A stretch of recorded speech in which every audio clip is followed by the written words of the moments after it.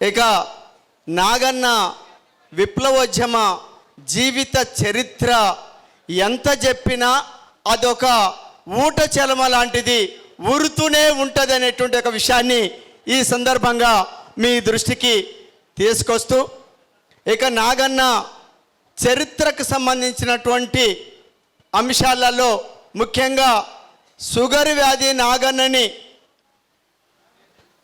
వచ్చిన తర్వాత బతికించడం కోసం సిపిఎంఎల్ న్యూ డెమోక్రసీ కేరళ పంపించింది, వైజాగ్ పంపించింది, అలాగే హైదరాబాదులో చూపెట్టింది. అంతిమంగా ఇక్కడ కామ్రేడు కాకి భాస్కర్ అన్న దగ్గర పలు సందర్భాలలో చూపెట్టింది.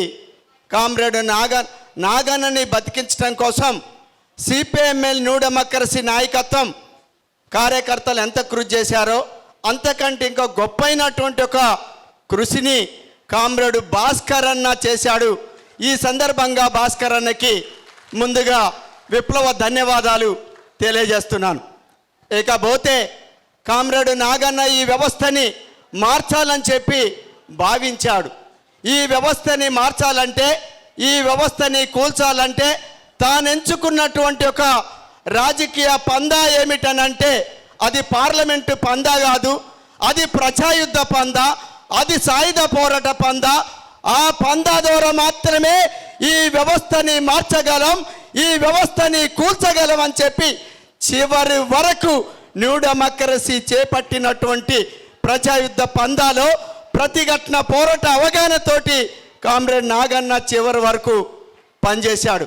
అలా ఎంచుకున్న పందా నుంచి నిత్య నిర్బంధాలు ఎదురైనా, అనేకమైనటువంటి ఇబ్బందులు కష్టాలు ఎదురైన వాటన్నిటినీ ఎదిరించి నిలబడ్డటువంటి ఒక పోరాట యోధుడు, ఒక ఆణి ముత్యం అనేటువంటి చెప్పి సందర్భంగా తెలియజేస్తున్నాను. ఇకపోతే కామ్రేడు నాగన్న మరణం అనేటువంటిది సహజంగా జరిగినటువంటిది.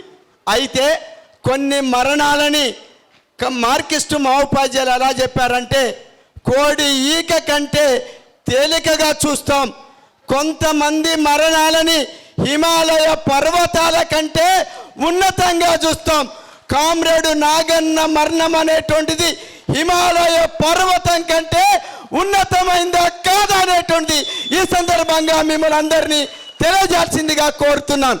కాబట్టే కామ్రేడు నాగన్న సంతాప సభని మిత్రులు జరుపుతున్నారంటేనే వందలాది వేలాది మంది ఈరోజు ఈ సభకి దేశవ్యాప్తంగా వివిధ ప్రాంతాలలో జరుపుతున్నటువంటి ఒక స్థితి అనేటువంటిది ఉన్నది. అందుకోసమే నాగన్న ఎంచుకున్న రాజకీయ పందాలోనే, ఆ విధానంలోనే ఆ పోరాట పట్టిమ ఉన్నది అనేటువంటిది తెలియజేస్తూ, కామ్రేడు నాగన్న దోపిడి రాపిడి వర్గాలు లేనటువంటి వర్గరహిత సమాజం కోసం కళారూపంలో పోరాడాడు, అట్లాగే రాజకీయ పందాతోటి పోరాడాడు.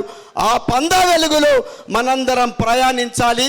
ఈ వ్యవస్థ ఏదైతే ఉన్నదో దాని కూకటి వేలని కూల్చివేయటం కోసం మనందరం ఈ సభ సందర్భంగా కంకణబద్దులు కావాలని కోరుతూ మీ అందరికీ ధన్యవాదాలు తెలియజేస్తూ ముగిస్తున్నాను.